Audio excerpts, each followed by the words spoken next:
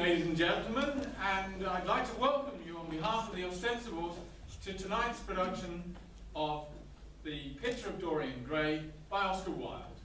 The play is in two halves with a 15-minute interval for refreshments. But before we start, I'd just like to say a few words on behalf of the Ostensibles. If you do enjoy tonight's performance and you'd like to become involved, then please speak to any member of the society here tonight or visit us on our website. And equally, if you'd like to make a present of an evening with the Ostensibles to a friend or relative, we have gift vouchers on sale outside at the ticket desk. And lastly, in the words of Basil, we shall all suffer terribly for what the gods have given us, and suffer terribly. So for those of you who think that smartphones are manna from heaven, please shut them down, sit back, relax, and enjoy The Picture of Dorian Gray.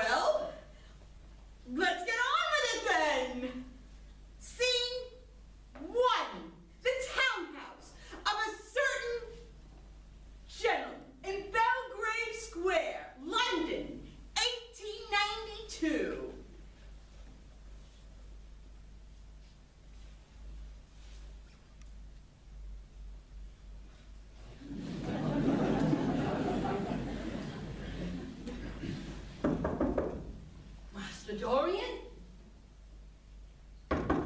Master Dorian! Help, help! Police! Good Lord, something terrible has happened here. It's my Master Dorian Gray. He's locked himself up. Oh, help! What's all this fuss, Mrs. Lee? You're like half London. Oh, officer, it is my Master Dorian Gray. I heard a scream, and I ran to his room, but the door is locked. Scream? A howl. Like a beast. Like dying. Officer, like a dying animal. Something terrible has happened here. I fear it. Oh, Master Dorian. Oh, help. Was there anyone in there with him? I don't know. There is but one key.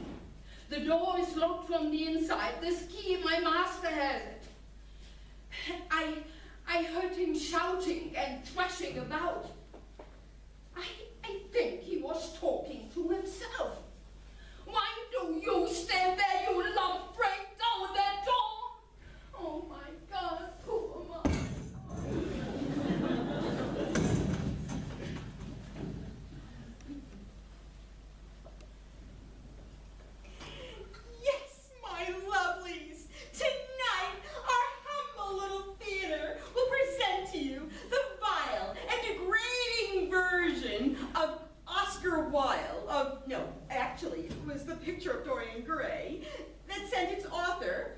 picture of Dorian Gray to prison and to an early death. I guess by now you know the name of the film. The Picture of Dorian Gray. Ladies and gentlemen, from the heights of polite society To the depth of depravity. Trust me, we can sink really low. So, judge for yourself whether we open the gates to the delights of the world or the flames of hell. But enough of this chatter. You want sensation. You want sin. Well, let's get on with it. Scene 2. The studio of Basil Hallward, artist. And this is 18 years ago.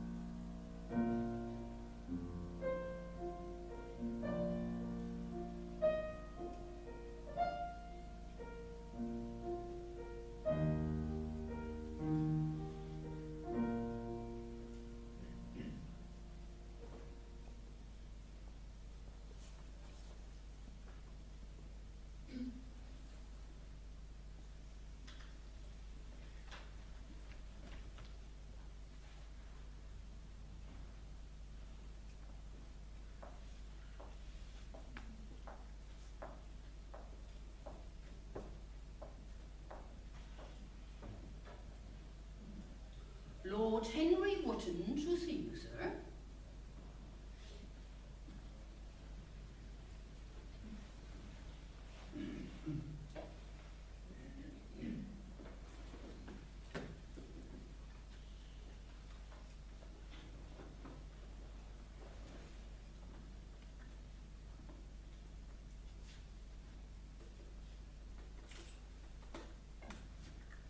Basil! Henry, Ah, Basil. It's your best work. The best thing you've ever painted, you've ever done. You certainly must exhibit this masterpiece at the Grosvenor Gallery. The Royal Academy is too large and vulgar. Whenever I've been there, there have either been so many people I've not been able to see the pictures, which was terrible, or so many pictures I could not see the people, which was worse. I don't think I will send it anywhere. No, I won't send it anywhere. You're mad, absolutely mad. You simply must exhibit this. I cannot. I will not. What strange fellows you painters are. You do everything possible to gain a reputation, and then you throw it away. It's silly of you, Basil. There's only one thing worse than being talked about, and that's not being talked about. I know you will laugh at me, but I can't exhibit this painting. I've put too much of myself in it. I knew you would laugh. Too much of yourself in it, Basil. You're so vain. I see no resemblance between you with your strong, rugged features and this young Adonis who looks as if he's made of ivory and rose leaves. He is a Narcissus, Basil, and you are an intellect.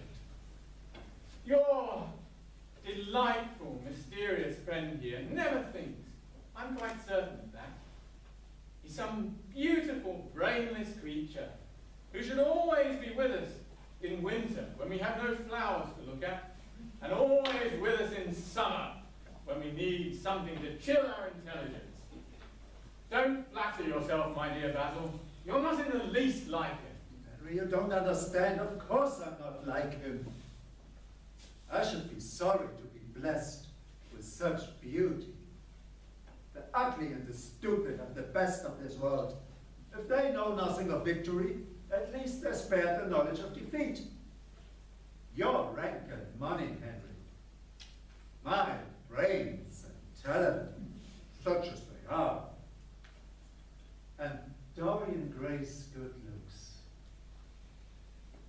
shall all suffer from what the gods have given us. Suffer terribly. Dorian Gray, so that's his name, is it? Yes, I didn't want to tell it to you. So, we know the truth. The real reason you will not exhibit Dorian Gray's portrait. I told you, Henry. I put too much of myself into it. Now that's childish. Henry, every portrait that's painted with feeling is a portrait of the painter, not the model. The model is an incident, an occasion. It's the painter who reveals himself. And I'm afraid this time I revealed the secret of my very soul.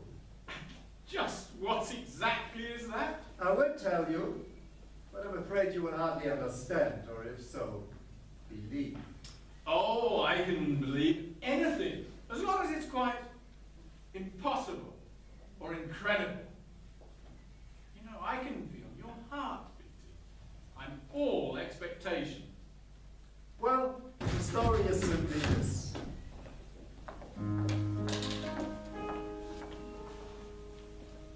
2 months ago, I was invited to a house party at Lady Brandon's.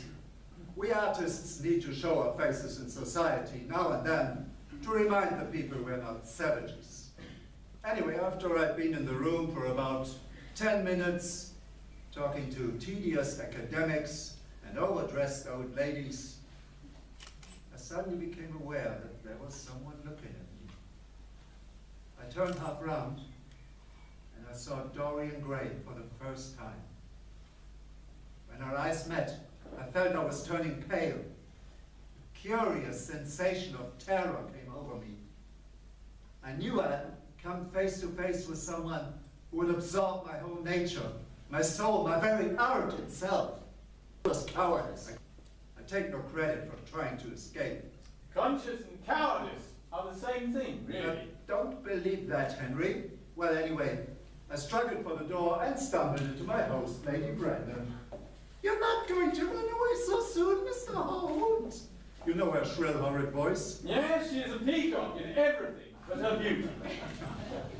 I couldn't get rid of her. I only met her once before, but she spoke of me like of her best friend. So she brought me around to royalties and old ladies with gigantic tiaras and parrot noses. Oh, let me introduce you to Sir Humpty Dumpty, Afghan frontier, Russian intrigues, wife killed by an elephant. Oh, let me introduce you to Dorian Gray. His mother and I were engaged to the same man, on the same day. Silly me. What does he do? Doesn't do anything. Charming. Dear Mr. Dorian Gray. Suddenly I had come face to face with a young man whose beauty had so strangely stirred me. We were quite close, almost touching. Our eyes met again. It was mad of me, but I had to speak to him. And I knew that if I would never leave him until either he or I were dead.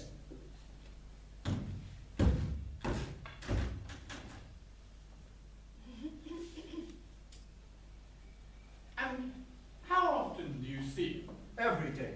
I couldn't be happy unless I saw him every day. You worship him? Well, I do. That is my secret. How extraordinary. I didn't think you cared for anything except your painting, your art. He is all my art to me now. He is all the perfection that is Greek, the harmony of body and soul. We, in our madness, have separated them and replaced them with a realism that's vulgar and an idealism that's meaningless. Basil, this is wonderful. I simply must meet Dorian Gray. If only you knew what Dorian is to me. Henry, this portrait is the best thing I've ever done, right? And why is it so? Because as I was painting it, Dorian Gray leaned over to look at the work. And as he did so, his His lips touched my hand. Does Dorian like you? I never dared to tell him about this extraordinary romance. I never dared to speak of it. Is he fond of you? He likes me. I know he likes me. And of course I flatter him dreadfully. I give myself away. As a rule, he's charming to me and we walk home from the club arm in arm. And sometimes he's just horribly thoughtless and seems to take real delight in causing me pain. Then I feel like a flower to put on his coat, a decoration to toss away when it's faded. Perhaps you will tire sooner than he will. It is a sad thing to think of, but there can be no doubt that genius lasts longer than beauty. One day, suddenly, you will see something in him you despise and grow quite cold to it. Henry, don't say that. Dorian Gray will always dominate me. Well, you can't feel what I feel. You change too often. My dear Basil, that is precisely why I can feel it.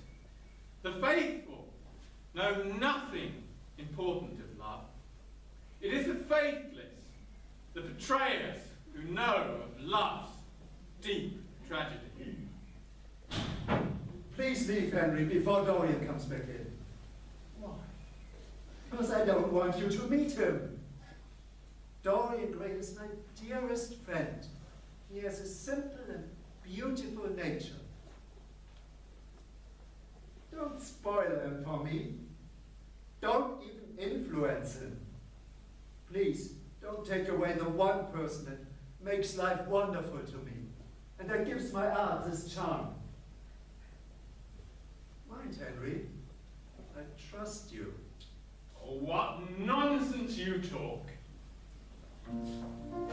Basil, I'm tired of standing. I absolutely refuse to pose for you anymore today. I don't want a portrait of myself. I beg your pardon, Basil. I didn't know you had anyone with you. Dorian, this is Lord Henry Wotton, an old Oxford friend of mine. I've just been telling him what a capital model you are. Now you've spoiled everything. Oh, you have not spoiled my pleasure in meeting you, Mr. Gray. My Aunt Agatha has often talked to me about you. She never said you were good looking. She said you were very serious. I imagined you with thick glasses and terrible spots, tramping around on huge feet. I am in Lady Agatha's black books at present. I promised to play a piano duet with her last Tuesday for some sick or poor people from the East End, you know? And I really forgot all about it. Oh, I'm sure the audience thought that it was a duet. When Aunt Agatha sits down at the piano, she makes quite enough noise for two. That is very horrid to her, and not very nice to me. Oh, you are too charming to be entertaining the poor, Mr. Gray. Far too charming. I want to finish this picture today. Would it be awfully rude of me if I asked you to go away? Am I to go, Mr. Gray? Oh, please don't, Lord Henry. I can see that Basil is one of his sulky moods, and I can't bear it when he sulks. It's so boring. You have to talk to me. Basil. Oh, if Dorian says you should stay, then you must. Dorian's moods are rules for everybody, except himself. Oh, I'm so sorry, Basil. I have to go. I forgot. I'm meeting a man at my club. Oh, I'm so sorry. If Lord Henry goes, I shall go too. You never open your lips when you're painting. And it is horribly dull standing still on that platform and looking nice. I insist that he stays, Basil. Please stay, Henry, for my sake. No, my appointment. I am begging you to stay. But what about my man at the club? I'm sure there won't be any difficulty about that man at the club. Go back on the platform, Dorian, and don't listen to a word Lord Henry says. He has a very bad influence on all his friends, except me.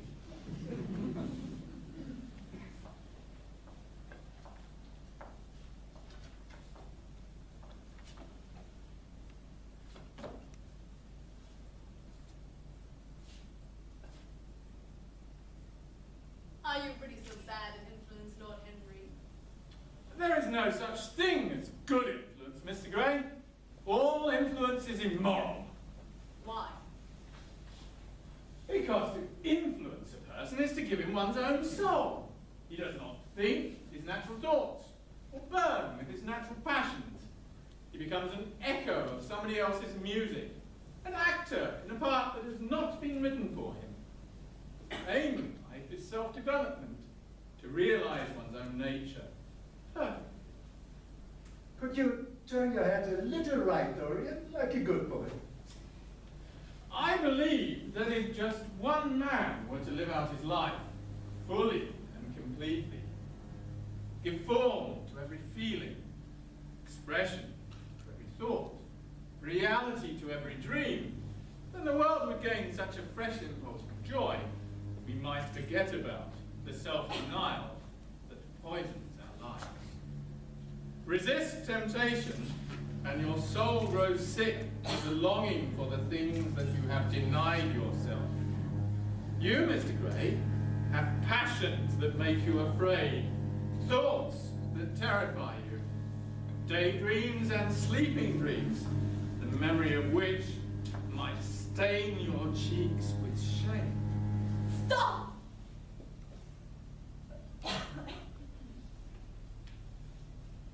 Touch some secret chord within me. I'm walking in fire. Walking in fire. Basil, I'm tired of standing. Oh, I'm so sorry. When I'm painting, I can think of nothing else. You were so wonderfully still just now, with a marvelous expression on your face. I suppose Henry has been paying you compliments. You must not believe a word he says.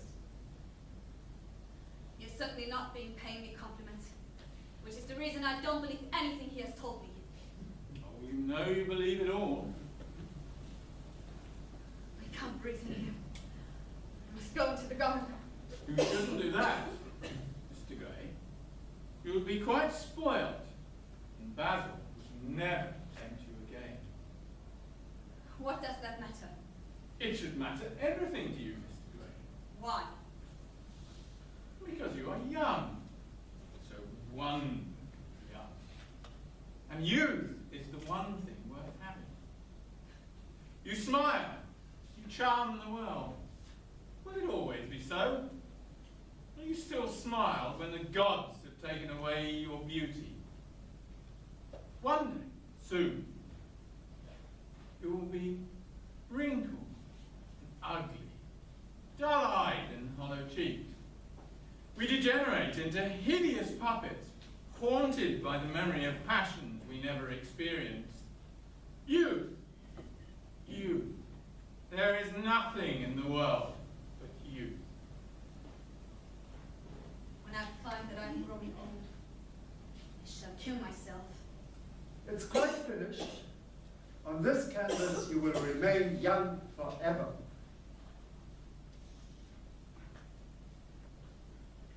My dear Basil, it's magnificent. My congratulations. Mr. Gray, come and look at yourself.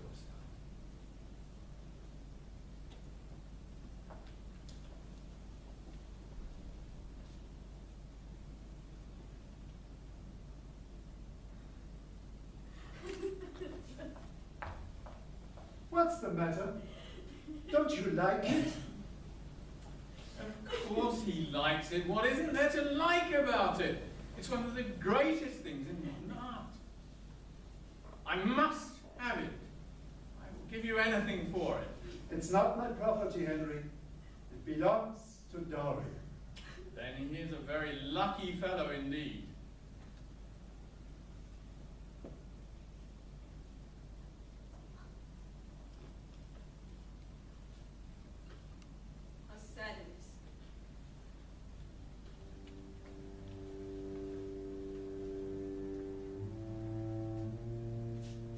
picture grow old. Old.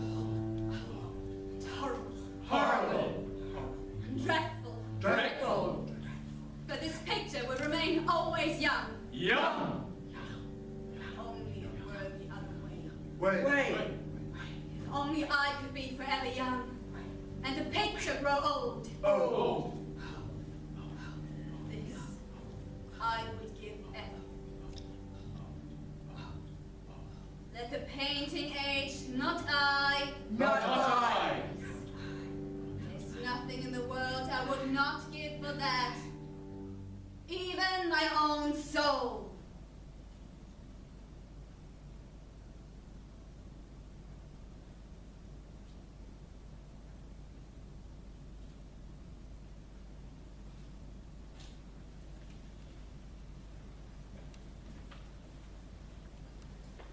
I doubt very much whether Basil would be very happy with that arrangement. I would be most upset. I believe you would. You like your art better than your friends. But how long would you like me? Will I have Professor Wrinkle, I suppose? No. Lord Henry is perfectly right. When I find that I'm growing old, I would kill myself. Dorian, don't say that. I will never have another friend like you. Surely you're not jealous of a painting. I am jealous. Of course I am. Why should it keep what I must lose? Only it were the other way. He knows. See how it smiles at me. It mocks me even now. Why did you paint it, Basil? Why? Oh, this is all your influence, Henry. It's your doing. Really? Me? Yes, and you know it. It's the real Dorian Gray, that is all. It is not. You should have gone away when I asked you. I stayed when you asked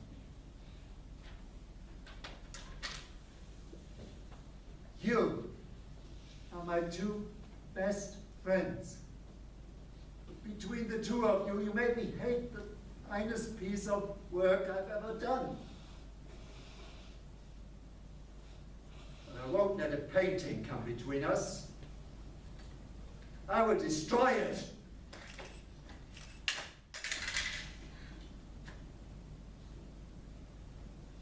I'm glad you like my work at last, Dorian. I never thought you would. Like it. Like it. I'm in love with it. It is a part of myself. Well, as soon as you are dry, varnished, and framed, you can take yourself home and do what you like with yourself. What absurd fellows you are, both of you. You better give the picture to me. This silly boy doesn't want it, and I do. If Basil doesn't let me have it, I shall never speak to him again. And I am not the silly boy. The picture is yours, Dorian. I gave it to you before it existed. You know you were a little silly, Dorian. You do like to be reminded that you are young. That is something I've learned only this morning, in this room. There, you see. You have only lived since this morning. Now I hate arguments except upon the stage. They are more real.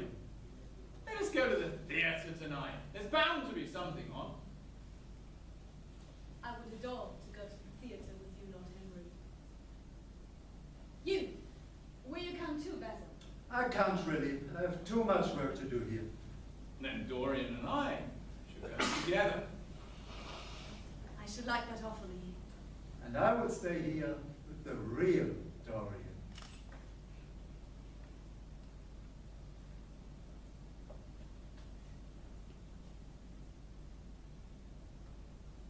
Am I really like that? Yes, you are just like that. How wonderful, Basil. We shall have to put on our depressing dress clothes. Fashion is so tiresome these days. The only colour left in modern life is sin. Don't corrupt him with your cleverness. Dorian Gray is an innocent boy, an angel. Which Dorian Gray? Which one?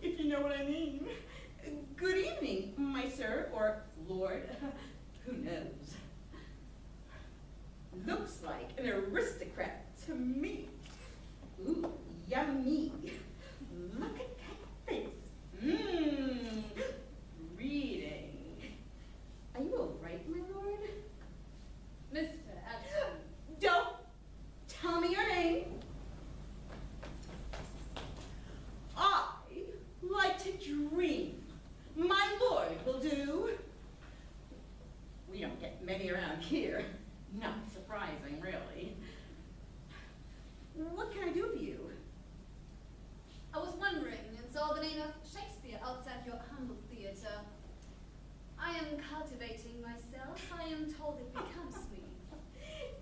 Oh, it becomes you very well, my lord. What a pretty guy. Sit down, sir. Be seated, my lord, as they say. The show will begin promptly once the audience has had their beer.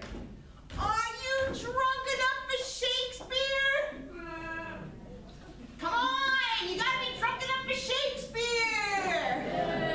Good, good. My lord, the show will begin promptly. Once the audience has had their beer, the Shakespeare will be on straight after. Excellent. I am learning to delight in all new sensations. Well, this, my lord, is sensational. I can assure you. So now, my lord, ladies and gentlemen, put your hands together for the Cockney Nightingale, the lovely Miss Sybil Vane.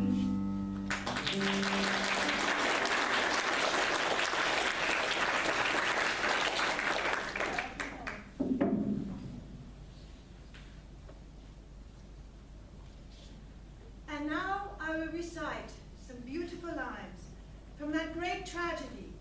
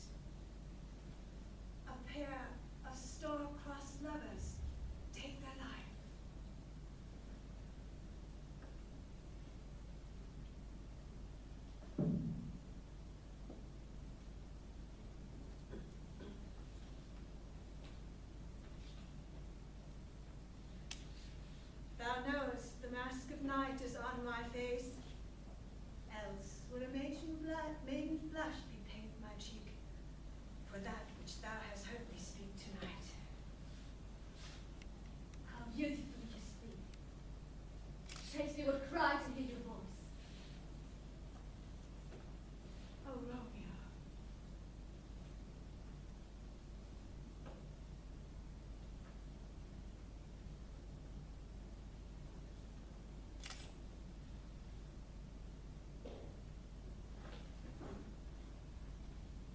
Although I join thee, I have no joy in this contract tonight. It is too rash, too sudden, too unadvised, too like the lightning that doth cease to be ere one can say it lightnings. Sweet good night.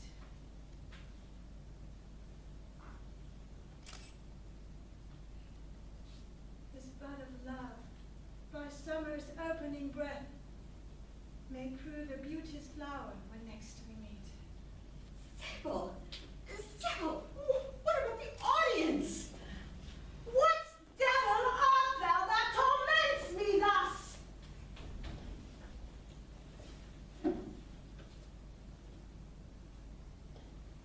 My bounty is as boundless as the sea. My love is deep the more I give to thee, the more I have. For both are infinite. 1,000 times good night.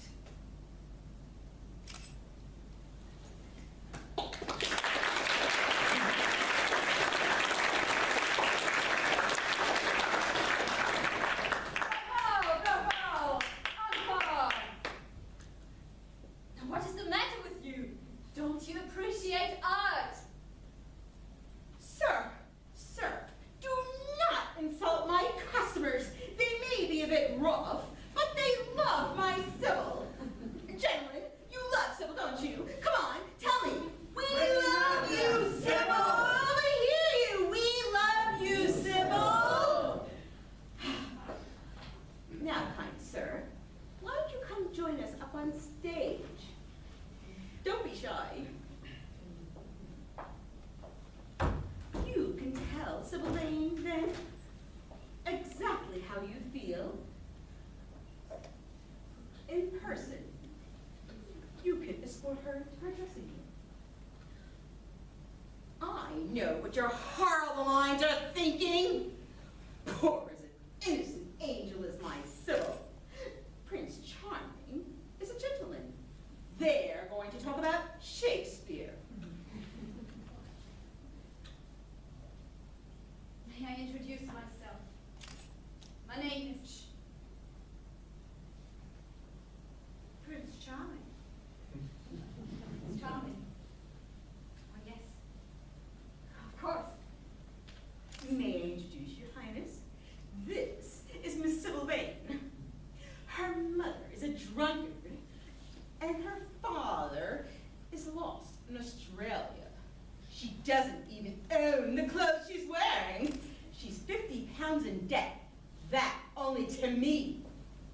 As for her brother... Silence! The artist is the only thing I care about. What is it to me where she comes from? From her little head to her little feet. She is absolutely and entirely divine. Every night of my life, I would come to see her act. And every night, she would be more marvelous. I shall leave you two alone.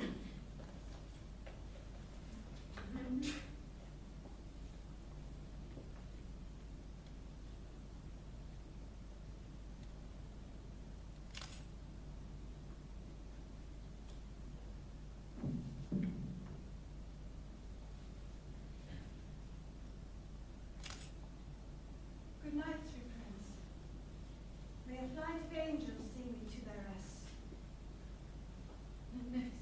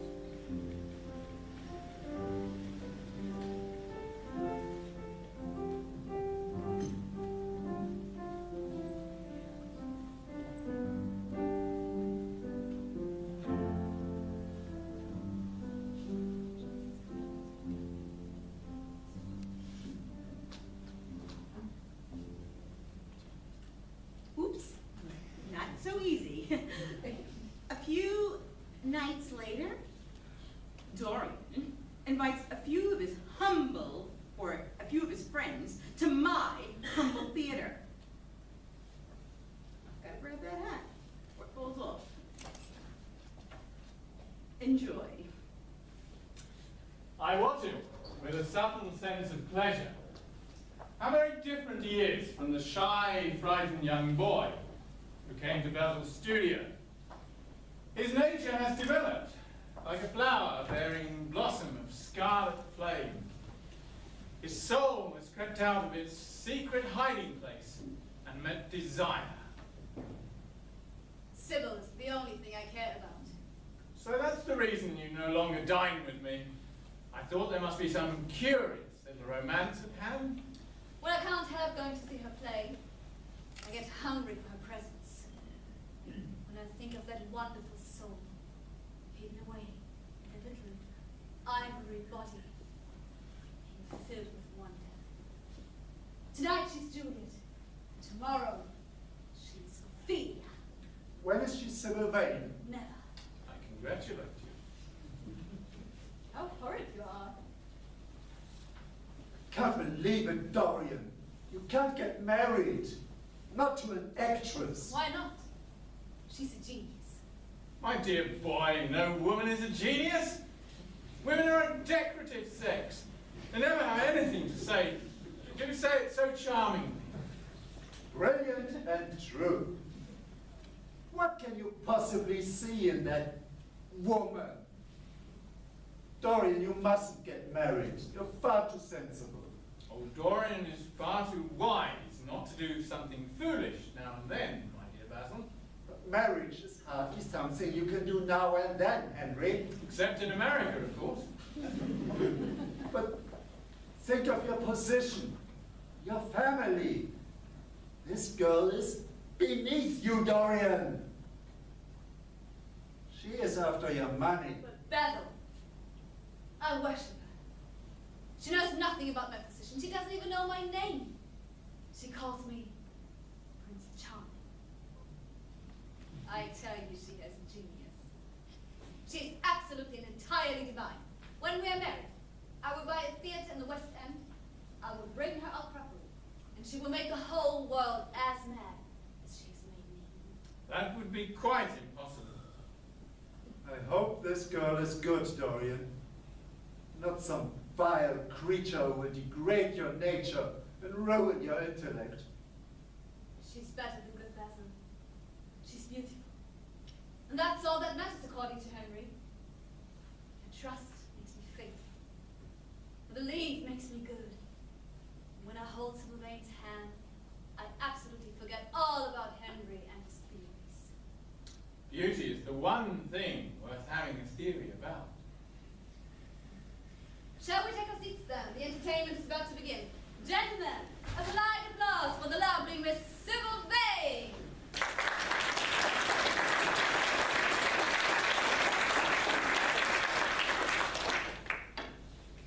Romeo. Romeo. Wherefore art thou, Romeo? Deny thy father. Refuse thy name. Or, if thou wilt not, but be sworn my love, then I will no longer be a Capulet. Her voice absolutely exquisite. The tone, absolutely false. It's in the wrong color. What is in a name?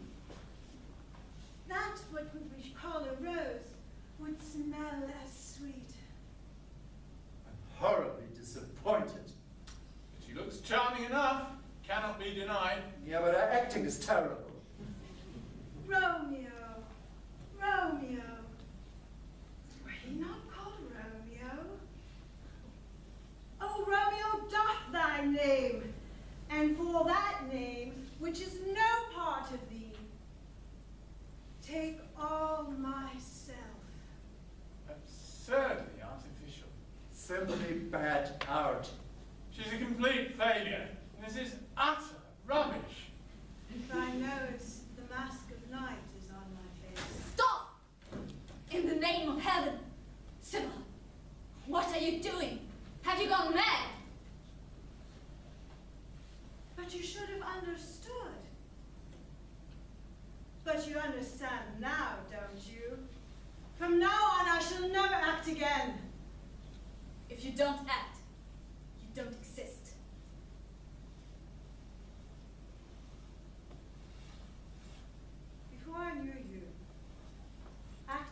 was the one reality in my life. It was only on the stage that I lived. I knew nothing but the shadows and thought them all real. I was Rosalinda for a night, or Juliet, or Portia. The joys of Beatrice were mine, or the sorrows of Cordelia. I believed in everything. Painted scenery was my world. The grinning faces, the crowds. I thought they were angels. And then you came, my beautiful prince. You freed my soul from prison. You taught me what love really is.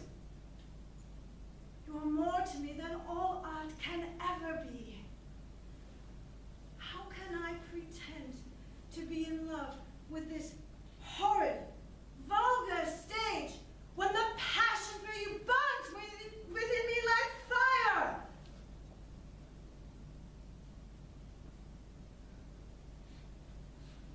You heard them laughing. How can they understand a love like ours? I'm tired of shadows.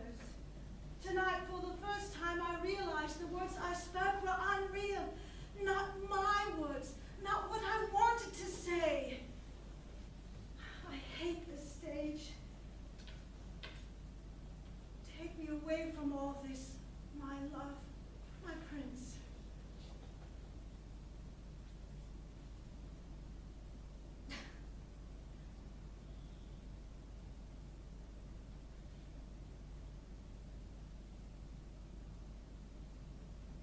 You little fool.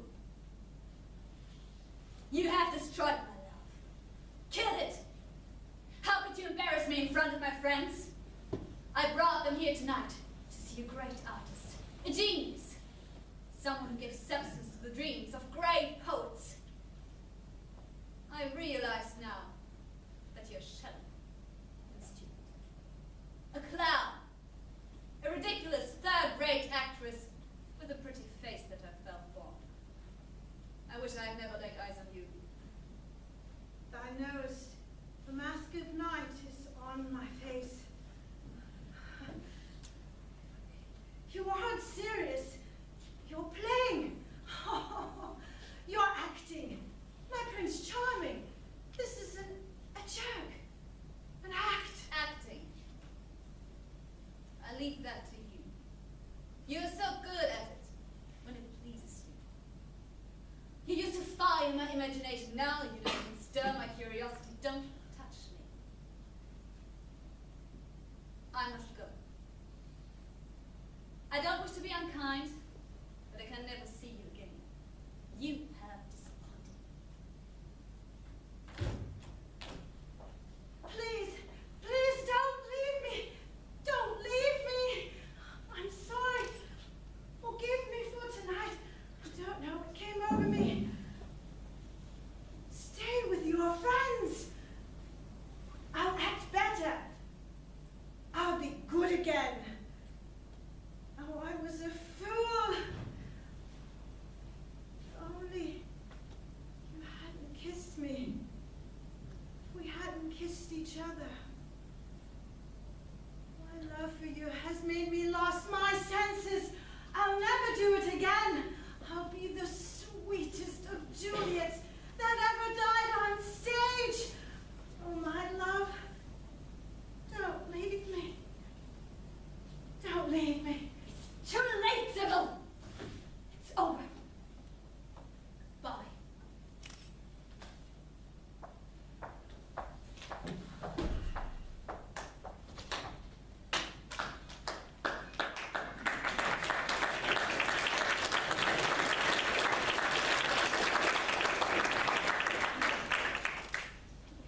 Clear the stage.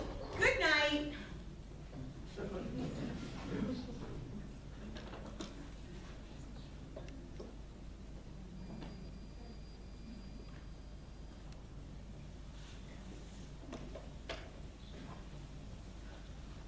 Farewell.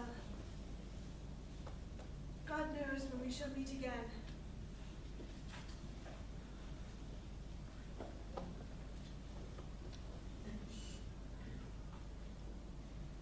dismal scene. Unease.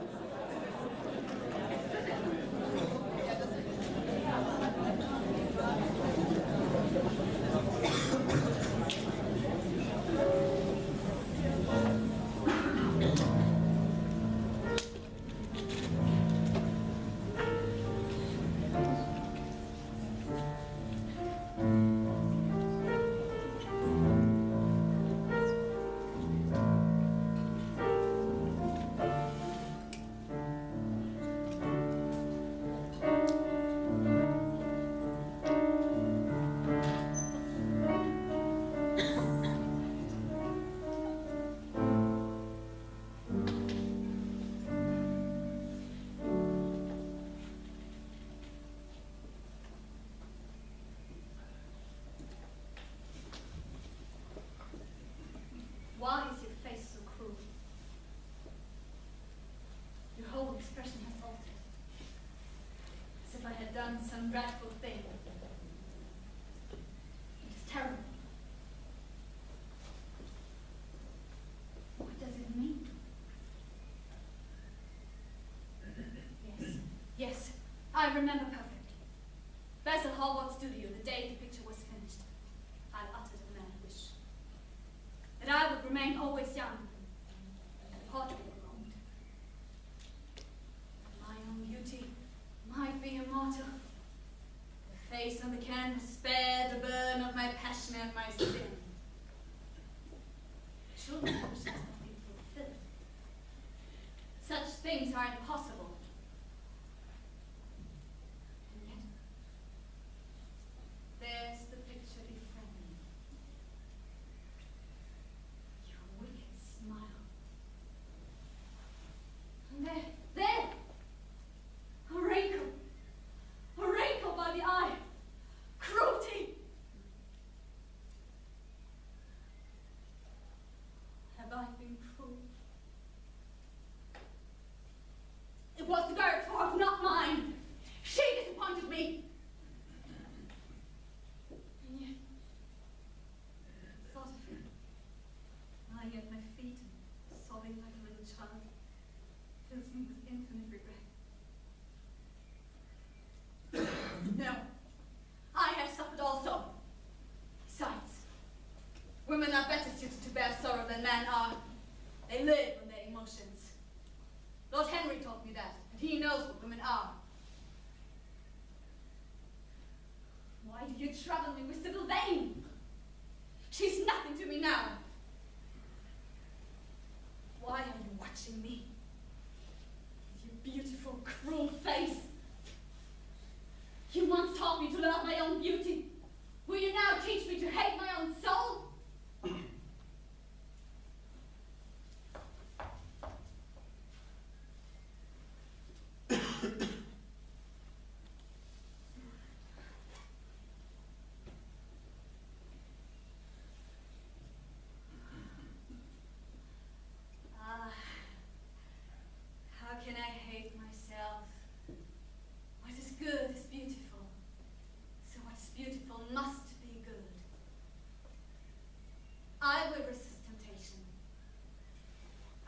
see, Lord Henry.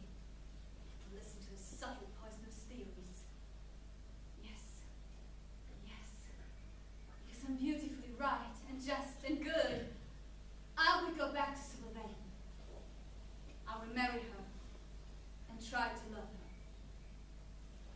Yes, it is my duty to do so. It is my nature.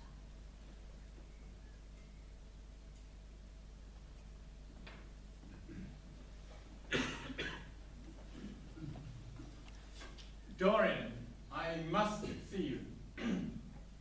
Lord Henry, I'm so sorry for it all, but you must not think too much about it. do you mean about Sybil Vane? Yes, of course. It's terrible from one point of view, but you were not to blame. I was brutal, Henry, perfectly brutal. But it has taught me to know myself better. I'm so glad to see you take it that way. I had thought I might find you tearing your beautiful hair out. I've gone through all that, Henry. I'm perfectly happy now. I know what conscience is. Don't sneer at it, Henry. I want to be good. I congratulate you, but how are you to begin? By marrying Sybil Vane. Marrying Sybil Vane? My dear boy, haven't you read the papers? What do you mean? Sybil Vane killed herself. Sybil. Sybil dead. It's not true. It's a horrible lie. How dare you say that? Of course it's true. It's in all the morning papers. Henry, it's terrible. You don't know the danger I'm in.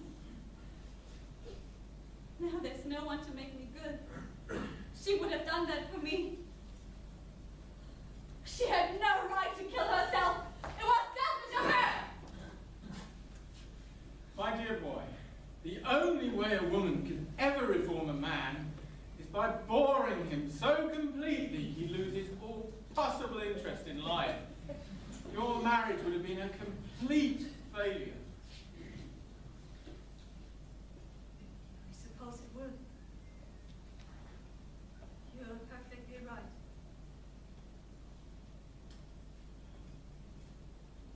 You must come to the opera with me tonight. Everybody will be there. You are certainly my best friend. No one has ever understood me like you have. We are only at the beginning of our friendship, Dorian. Goodbye. I shall see you tonight.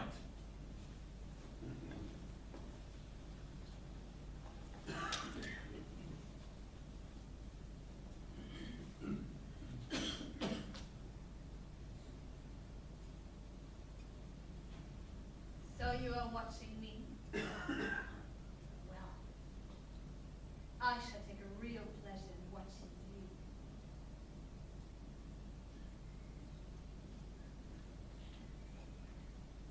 Mr. Basil Hallward to see you, sir. Show him in, Lee. Yes.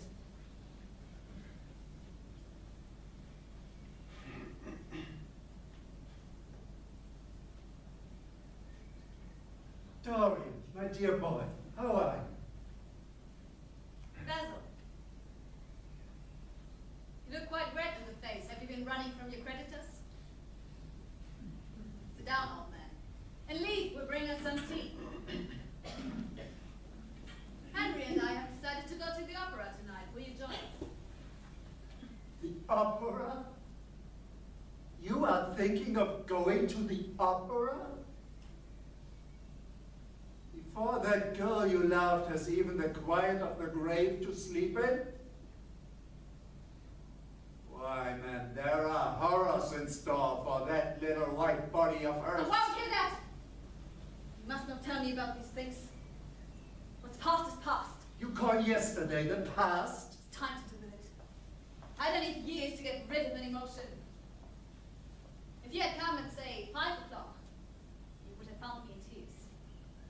When Lord Henry called, I was in a terrible state.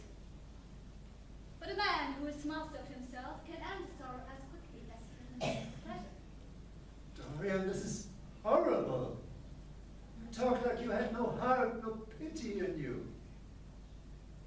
That's all Henry's influence. I can see that. I owe a great deal to Henry, more than I owe to you. You only taught me to love myself. Well, I'm punished for that, Dorian. Don't know what you want anymore, Basil. I want the Dorian I used to paint. How a sympathetic person. You come here to console me.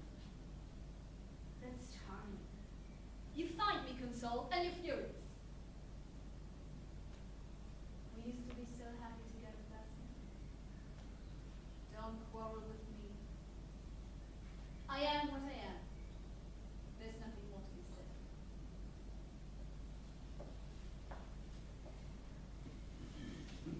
You must do me a drawing, Mr. Vervain.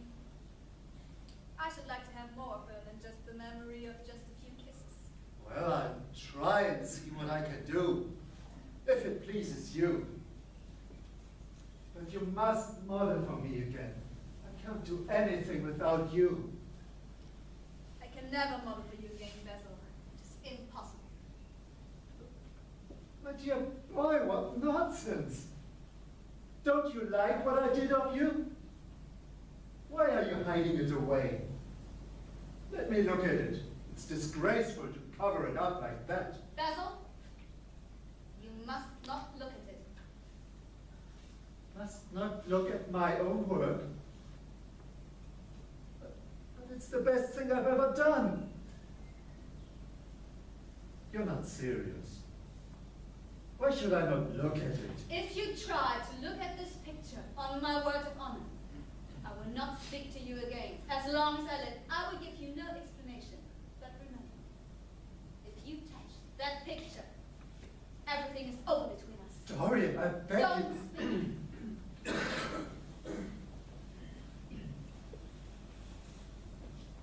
Quite understand why only you should see the painting. It betrays a terrible secret. Secret? What secret? Dorian, from the moment I first met you, you dominated my soul. I worshipped you with far more romance and feeling than a man usually has for a friend. Somehow I never loved a woman. I suppose I never had time. But from the moment I met you, your beauty had the most extraordinary influence over me. I quite admit that I adored you madly, extravagantly, absurdly. Your perfect face made the world seem wonderful to me. And as I was painting your picture, I knew that every brush stroke, every fleck of paint would reveal my love. It was all very wrong and foolish. It's all very wrong and foolish still. And is that all? All? All, Dorian? You don't know what it cost me to tell you that. This is my confession. You told me that you liked me a bit too much. You call it a confession? It's hardly even a compliment. But then what else did you expect? Why are you hiding away the picture? What have you seen in it? There's nothing else to be seen. You mustn't talk about love. It's foolish. You and I are friends, Basil. Nothing more, nothing less, and we must always remain so. Oh, you've got Henry. He spends all day saying the incredible and all night doing the improbable. Just the kind of life I'd like to lead. But if I were ever in trouble, that's real trouble, I would not come to Henry. I would come to you. Then you will model for me again? Never. Something fatal about a portrait.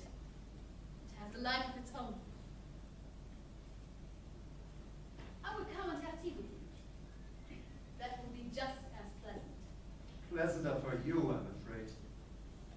I'm sorry you won't let me look at the picture once again, but I quite understand. Goodbye, Dorian.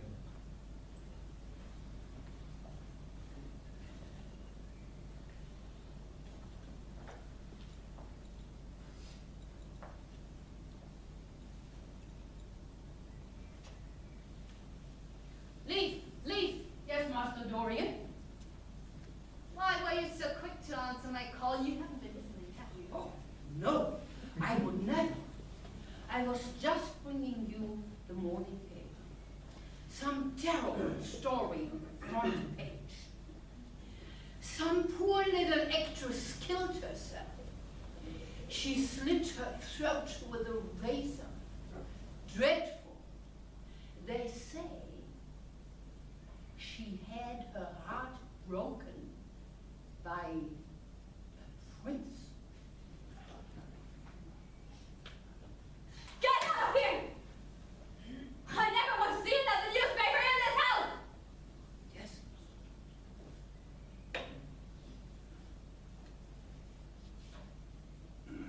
Leave!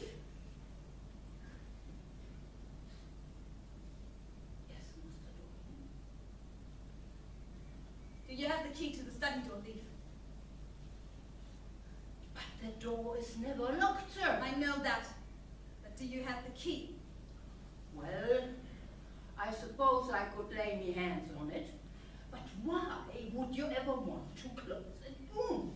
Because I desire it. And whatever I desire, I must have. But how will I clean that room when the door is locked? Not dust. Stir. Leave. Or touch anything in this room. Indeed, from now on, I don't want anyone to come in here. Do you understand, Leaf? Yes, Master Dorian.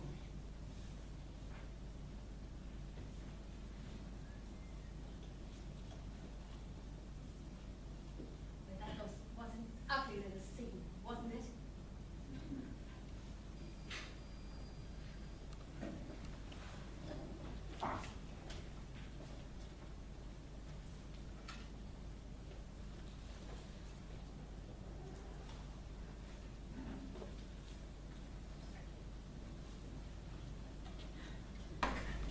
Thought I had gone. You got a more cultured performance. Well, tough. Here I am. Still, time is passing. That's right. The years go by. A little gray hair here. A little wrinkle over here. A little punch about the belly. That's right. It happens to us all. But not to Dorian. Oh no, not Dorian Gray. Only the picture ages. But you can't see that, can you? That is his dirty little secret.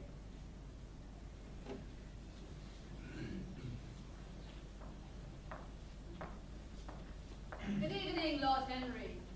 Ah, Dorian. Tonight, I must take you somewhere new. It is a kind of hospital where we cure not only the body, but the soul by means of the senses, and the senses by means of the soul.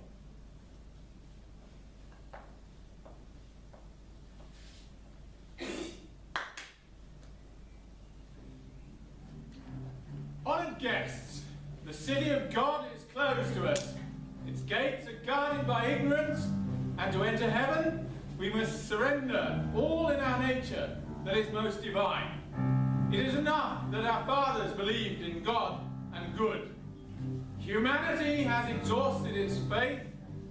We cannot go back to the saint. There is far more to be learned from the sinner. Courage has gone out of our race. Self-denial poisons us. The only way to get rid of a temptation is to give in to it. Resist temptation, and your soul goes sick with the longing for the things that you have denied yourself. We must teach man to concentrate on the moments in life that ourselves but a moment. We must recreate life and protect it from harsh Puritanism. We must never accept any theory that involves the sacrifice of passionate experience. Indeed, experience itself is all.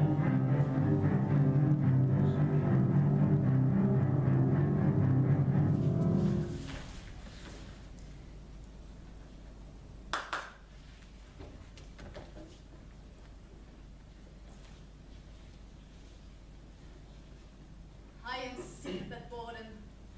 It comes to those to whom life gives everything.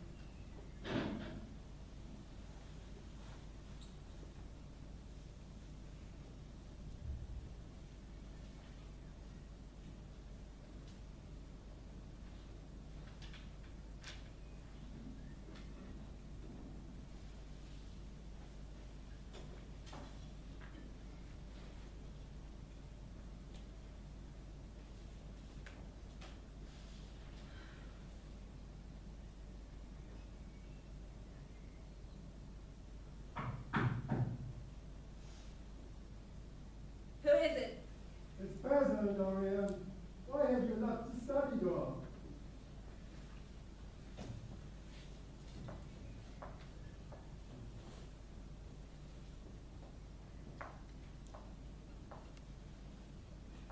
Good evening, Dorian. Basil. What brings you here this hour? I'm on my way to the station. I'm leaving for Paris on a night train. I won't be back for some time. I had to see you before I went. I'm charmed, Basil. Can I get you something to drink? Hot and seltzer? No thanks. I won't stay for long. What a way for a famous painter to travel. Have you got no baggage? Of course not. I sent my luggage on ahead. Look, my dear fellow, I want to speak to you seriously. Seriously. Don't frown at it. You make it so difficult, Dorian. Look, Basil, what is all this about? I hope it's not about myself. I'm tired of myself tonight. I want to be someone else. It is about yourself. Dear. Dorian, I think you should know that they are the most dreadful things are said about you in London. Things that I could hardly repeat to you. I love scandals about other people. But scandals about myself don't interest me. They are so predictable. But they must interest you. You don't want people to talk of you like of something vile and degraded. Of course, I don't believe any of these rumors. But at least, I can't believe them when I see you. Sin is something that writes itself across a man's face. But I see you so seldom now, and I hear all these hideous things whispered about you in town. Whispering. Don't shrug at it. You have such an influence, Dorian. Let it be for good, not evil. They say you corrupt everyone you meet. Basil, this is absurd. I am incapable of any of the kind. You know me. Know you? I wonder, do I know you? Before I could answer that, I would have to see your soul. To see my soul. Yes, to see your soul. But only God can do that.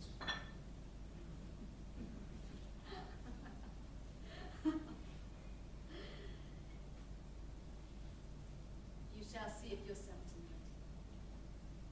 tonight. I shall show you my soul. Dorian, this is blasphemy. You mustn't say things like that. They're horrible, and they don't mean anything. You think so? I know so. And as for the things I told you tonight, I only said them for your own good. You know I've always been devoted to you. Don't touch me. Finish what you have to say. I'm waiting. Well, just tell me that all these horrible charges against you are wrong, from beginning to end. And I will believe it. Deny them, Dorian, deny them! Can't you see what I'm going through? You're asking to see my soul. Insisting, in fact. Very well. I shall show you the thing you fancy only God can see. You're mad, Dorian. Mad or playing a part. Mad. Mad. I'll show you madness.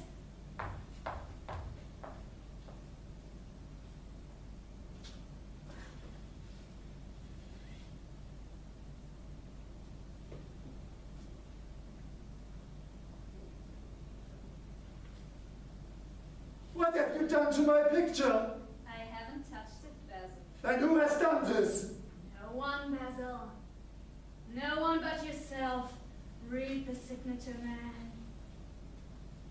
What does it mean? Why has it changed? Many years ago, when I was born, you met me, devoted yourself to me, flattered me, and taught me to be vain with my good looks. One day, you introduced me to a friend of yours, who explained to me the wonder of youth.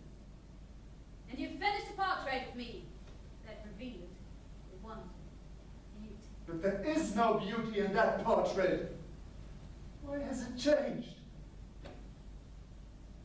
In a mad moment, but I don't know whether I regret it or not, I made a wish. Perhaps you would call it a prayer. If only it were the other way. If only I could be forever young and the picture grow old. For this, I would give everything. Yes, I would give my soul for that. No. No. That thing is impossible. The room is damp. The mildew has gone into the canvas. Others for some wretched mineral poison in the paint.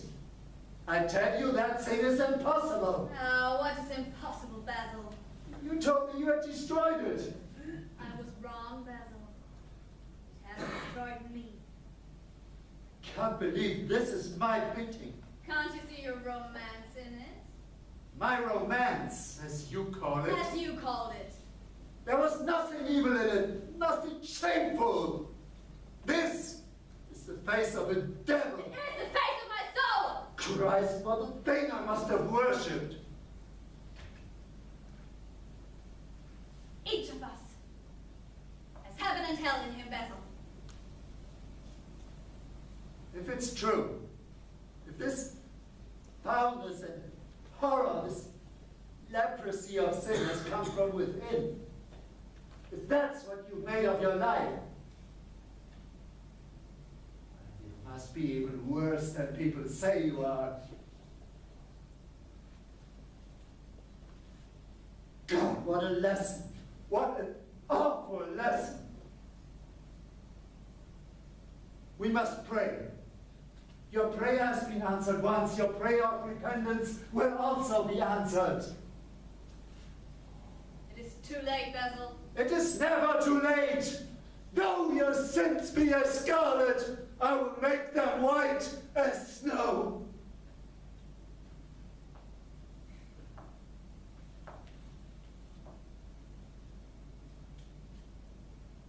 Those words mean nothing to me now.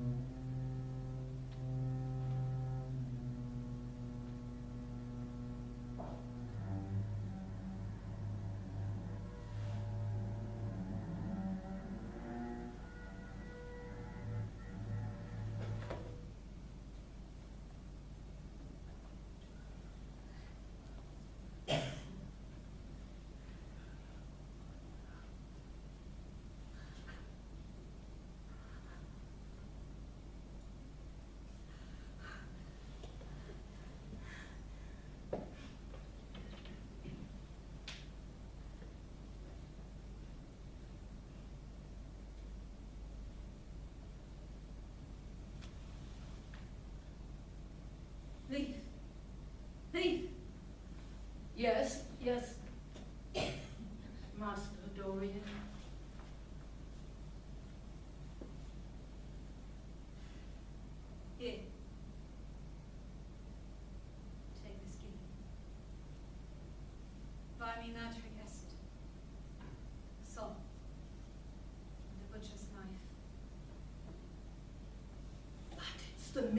of the night, sir. So it is, so it is. Then tomorrow morning, first thing. Whatever for, sir? Whatever for. For whatever I like. Maybe I have to get rid of the dead body. Do you think that me? No, Master Dorian, I would never. Good. Good. How very good of you. Dear old, excellent lead. You are like a mother to me, you know. When my own mother died, scandal. Scandal. Loneliness. Shame. You have been like a mother to me. A mother. Yes, Master Dorian. Thank you, Master Dorian. You have been a good boy, a grand lad, a fine master. Yeah.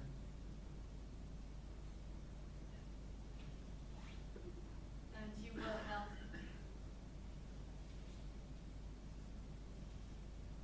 Yes, of course I will, Master Dorian. Anything for you.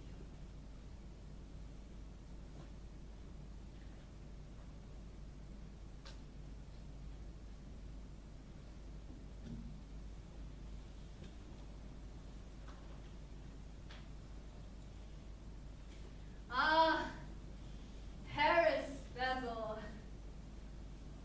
You lucky man. You will be the toast of the town. Your exhibition will be a great success. All Paris will be at your feet. How horribly white your long hands look, Basil. You must take care of yourself. You look like some dreadful wax image.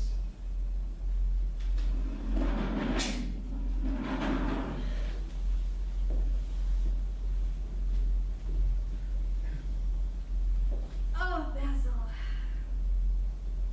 You don't know what you have made me suffer. Whatever my life is, you have had more to do with the making or the marrying of it than poor Henry ever has. That must please you, I suppose.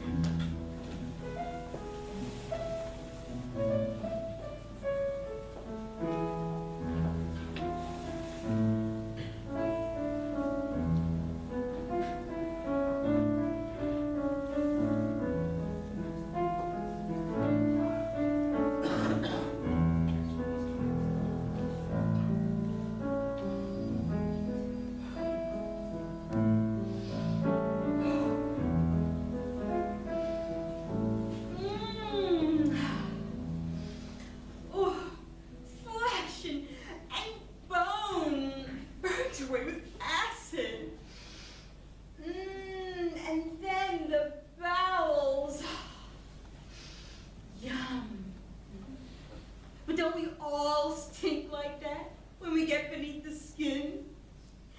Some of us stink both inside and out. Dorian bathes in a rosewater bath prepared by innocent, doting old Leaf. But then, our darling Dorian needs a bit of breath. So he hops into a cab and heads east. An old friend or lover, if love was a word that Dorian can use about anyone, except himself. Here she is, Madcap, they call her. Not because she's mad, mind, but because she sells madness. The white paste of madness, opium. Evening, Madcap. Ah, piss off! Said his own grandmother, that one. All I sell is dreams. And what's wrong with that? Oh, here comes one of my customers now. The lovely Dorian Gray. Hasn't changed her whiskers since I knew her in the bloom of my youth. The bloom long gone. Oh, how he made my heart flutter. Still does. But he comes here to my stinking shack to slow down his heart with sweet dreams. I know when the black moon strikes his soul. You can't see it in his face. No. But you can hear it in his sighs as if his heart was wrinkled. You never see a wrinkle in his face. Damned angel. Hello, darling, said Dorian. Saint. But I am the patron saint of sinners. That is my sin to love you. I am sick of women who love me. Women who hate me are far more interesting.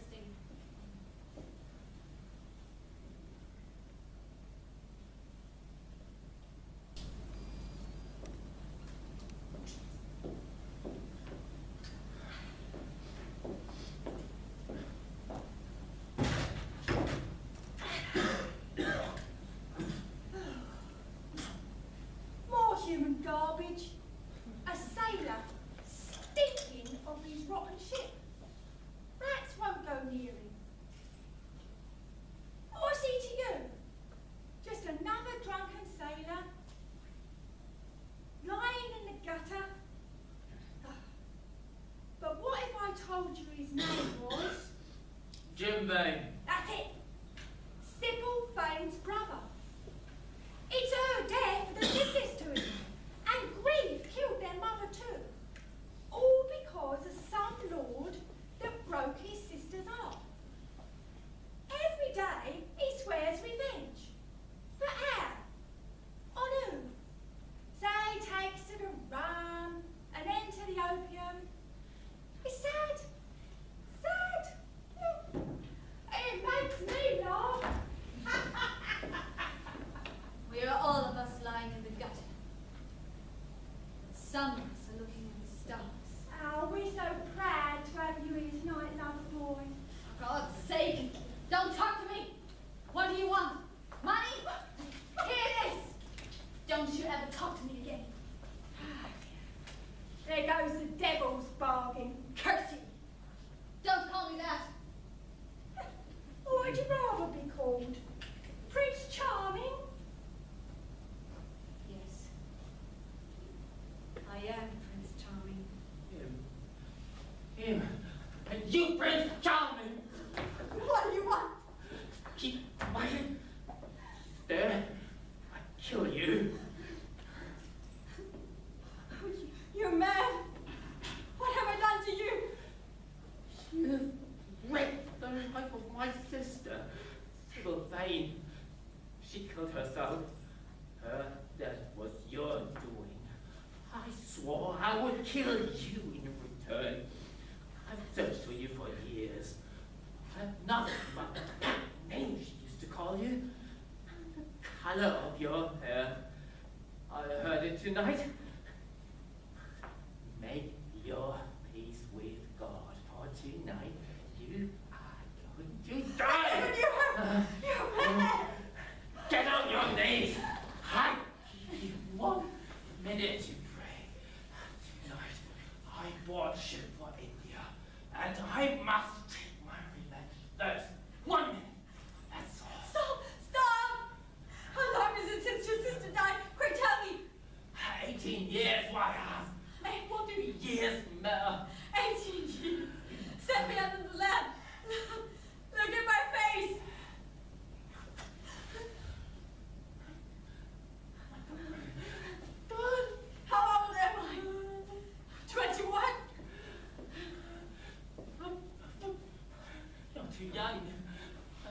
murdered you. Forgive me, sir. I was deceived. This damn. You had better go back to your ship.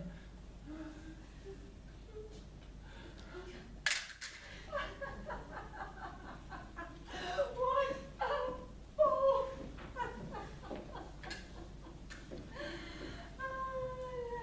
He should have killed you! He should have slit your pretty little throat! You've never changed, have you? You might look like an angel, but you're as bad as bad!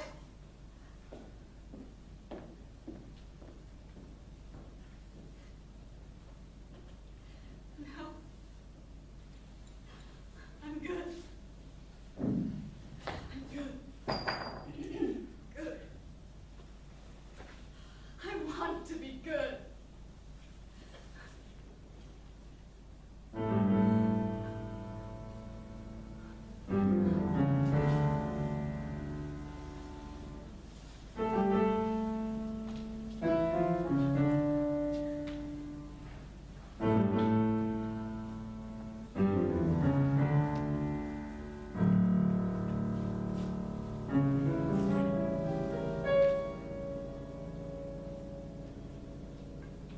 Ah, how exquisite. It is all a lie. It is so artistic. Lying and telling of beautiful, untrue things is the proper aim of art. This is no art, Henry.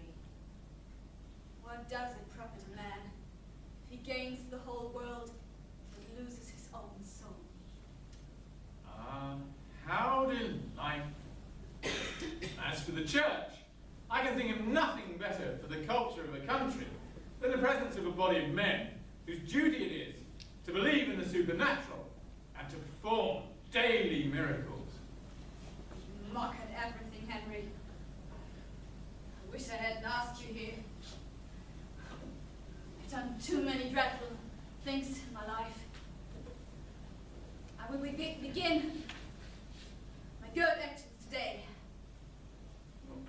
Moral superiority really is rather vulgar. I want to be better. I'm going to be better. Tell me, what is going on in town? Ah, they are still discussing poor Basil's disappearance. Perhaps Basil is dead. If he's dead, I do not wish to think about it. Death is the one thing that terrifies me. Death and vulgarity are the only two facts that cannot be explained away. Did it ever occur to you that Basil was murdered? Why should anyone murder Basil? He never wore a watch, and he wasn't clever enough to have enemies. In fact, Basil was really rather dull. He only interested me once, and that was years ago. And he told me of a wild adoration he had for you. I was very fond of Basil. Dorian, tell me how you have kept your youth. I am only 10 years older than you, and yet I am wrinkled and old and yellow. You have never looked more charming than you do tonight. I wish you would tell me your secret. To get back my youth, I would do anything in the world. Except get up early, or take exercise, or attend church. I wish I could change places with you.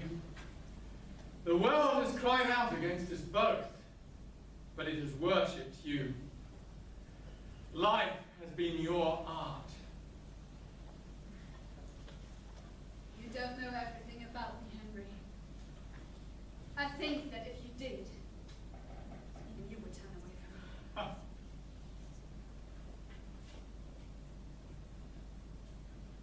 We will always be friends.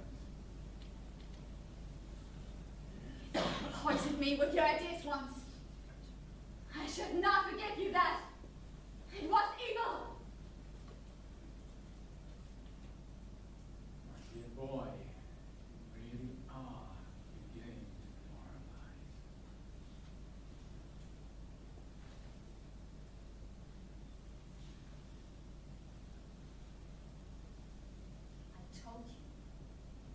going to be good.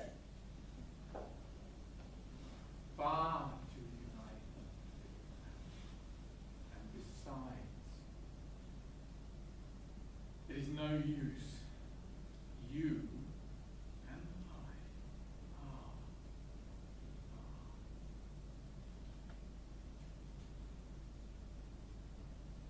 are. Come round tomorrow. I'm riding at 11. Pa, I haven't given up riding. Bye, Henry.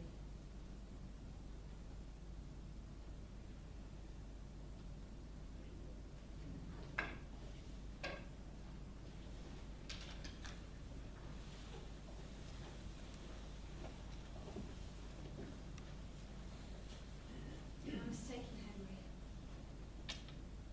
I will be good. My life will become pure. I would be a saint. This murder, is it going to dog me all my life? Am I ready to confess my sins and be put to death? No. There's only one evidence against me, you. Perhaps in my good intentions, I might have restored to you some of my beauty, some of my innocence. Your eyes grow colder, the lines on your face deepen. Blood fills the canvas. You dared to betray me. You gave me pleasure once, watching you changing and growing old. Now you keep me awake at night, like a bad conscience. Why have I kept you so long?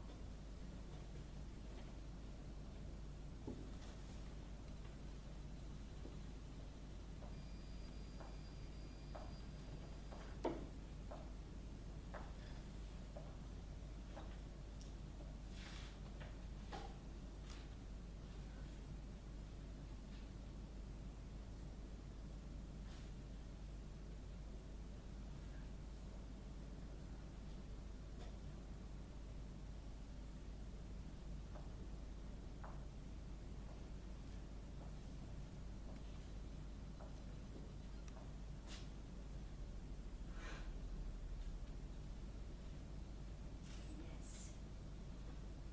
You are my conscience.